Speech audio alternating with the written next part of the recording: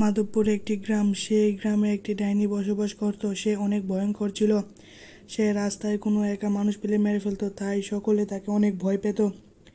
একদিন রাহুল নামে একটি ছেলে রাস্তা দিয়ে যাচ্ছিল, তখনই ডাইনি চলে আসে। রাহুল ভয় পেয়ে বলল, আরে এ তো ডাইনি। তারপর ডাইনি বলল, আমি আজকে তোকে ঘাড় মটকাবো।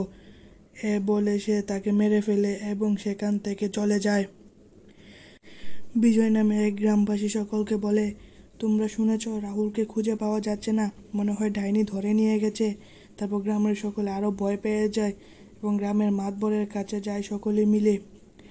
মাতবরকে গিয়ে বলে, এবার একটা কিছু করুন, না হলে আমরা সবাই ডাইনির কাছে শেষ হয়ে যাব। ডাইনি অনেক ভয়ঙ্কর, সে একে একে সবাইকে শেষ করে দিচ্ছে। মাতবর বলে, আচ্ছা আমি বিষয়টা দেখছি, তোমরা এখন যাও। তিনি একজন পুরোহিতকে ডেকে আনে। একদিন সেই পুরোহিত আসে। পুরোহিত বলে, কি হয়েছে, আমাকে ডেকে এনেছেন কেন? তিনি বললেন, আমাদের গ্রামে একজন ভয়ঙ্কর পেতনি আছে, সে সবাইকে একে একে শেষ করে দিচ্ছে। পুরোহিত বলল, আচ্ছা আমি বিষয়টা দেখছি। বলে তিনি ডাইনিকে ডেকে আনলেন। ডাইনি বলল, আমাকে ডেকে এনেছেন কেন? আমি কাউকে ছাড়বো না, আমি সবাইকে শেষ করে দিব। যতদিন পর্যন্ত আমার মনের ইচ্ছে পূরণ না হয় ততদিন পর্যন্ত আমি কাউকে ছাড়বো না।